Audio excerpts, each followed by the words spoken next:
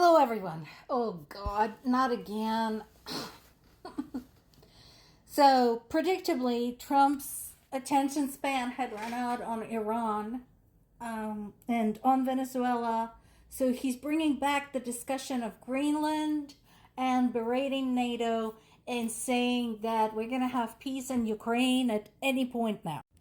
Now, if anybody feels like being optimistic about this, I mean, I can't forbid you. I can only encourage you not to waste your energy, because when asked about the war in Ukraine, Trump continues demonstrating complete and utter ignorance why the war is taking place.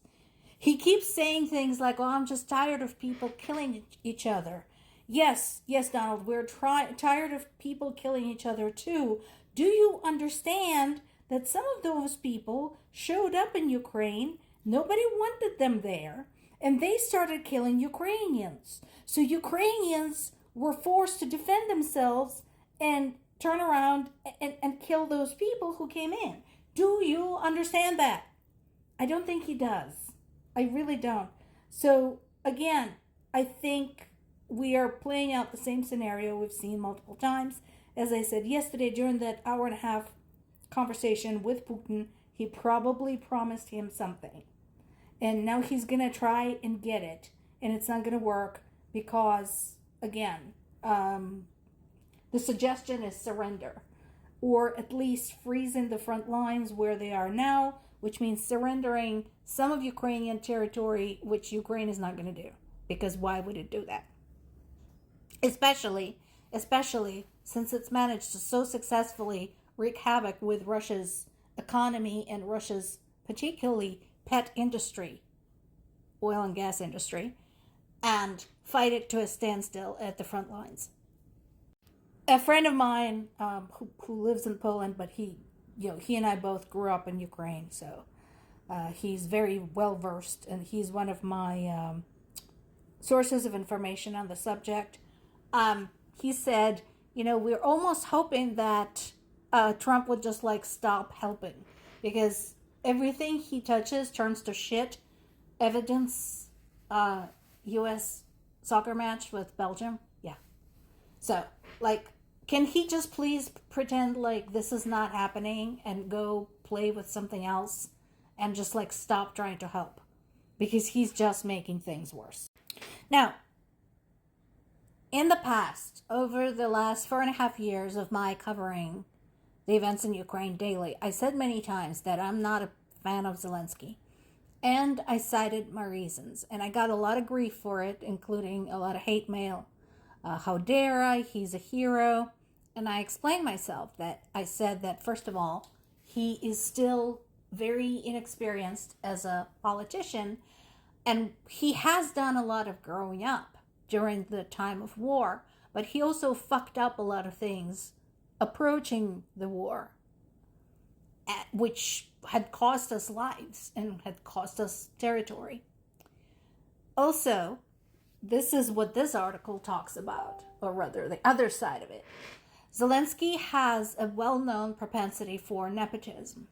Instead of appointing people into government positions who are experienced, who are qualified, he tends to populate the government with his friends. Conversely, he also tends to turn the government machine against people who criticize him. Does that remind you of someone else we know? And that is why I am concerned. I'm concerned about his leadership, and I'm concerned about his political future. And again, I know I get a lot of grief for this, and I got a lot of pushback about this. But right now, at the time of war, I would have been more comfortable with either Zelensky's one-time opponent Poroshenko, or the gentleman who was the temporary president right after the Ukrainians unseated Yanukovych, right after the Maidan, Turchinov. As leaders, I think they're both head and shoulders above Zelensky, and I think they would have been more beneficial to Ukraine in the international arena. And More importantly, we wouldn't be dealing with this particular scandal, which we don't need right now. So what is going on? So apparently Zelensky slapped sanction on a former lawmaker, Borislav Bereza, accusing him to Russia and accusing him to posing a threat to Ukrainian security, while there is no tangible evidence to either. All of that, despite the fact that this guy never expressed any support for Russia, had always been a pro-Western politician, and the problem is apparently that Zelensky is concerned that he's more popular than Zelensky himself, or might become more popular. I think that's stupid. This is not Miss America contest. Okay? This is no time to think who might or might not be more popular. And so this is the kind of shit that causes me not to like Zelensky. At this point in his career and at this point of the war, he really should know better. Now this I agree with. Again, it is possible to dislike somebody politically and dislike specific parts about his way of leadership and specific things that he does. But when he says something right, it does something right. Fully acknowledge them and give credit where credit is due. So here it is. Yes, I agree with him. NATO, European Union, should have its own ballistic defense system. So he's talking about this at the NATO summit in Ankara,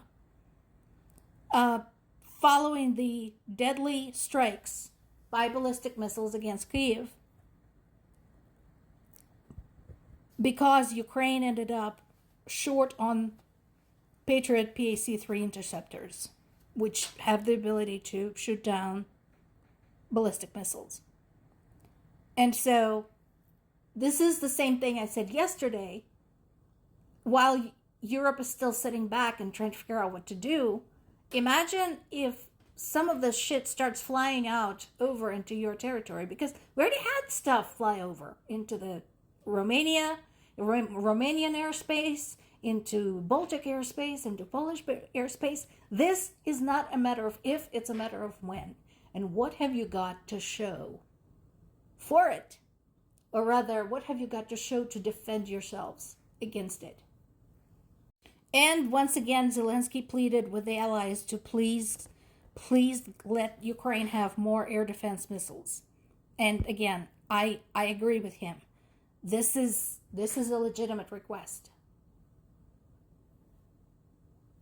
Now, speaking of missiles, so there is a controversy going on about photographs taken on the ground during the Russian attack on Kyiv, Pechora, Lavra, the famous cathedral I told you about.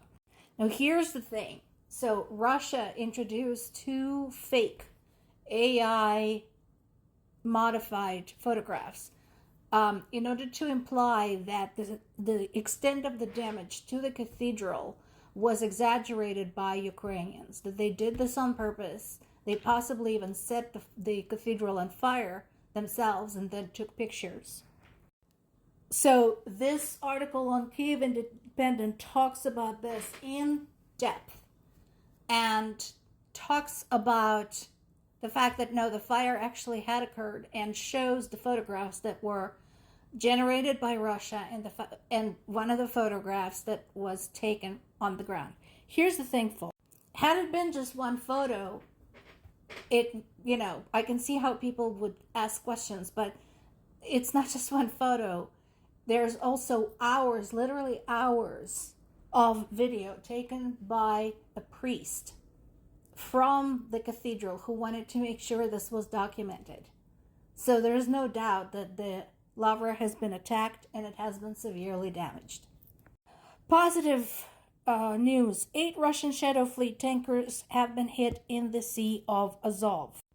On an amusing note, this too is on the Kyiv Independent site, so pop over and read it, but somebody from Russia asked on Telegram, why doesn't Russian Black Sea Fleet just go and land in Odessa and take it over? To which a Ukrainian person replied, due to the absence of the Russia's Black Sea Fleet.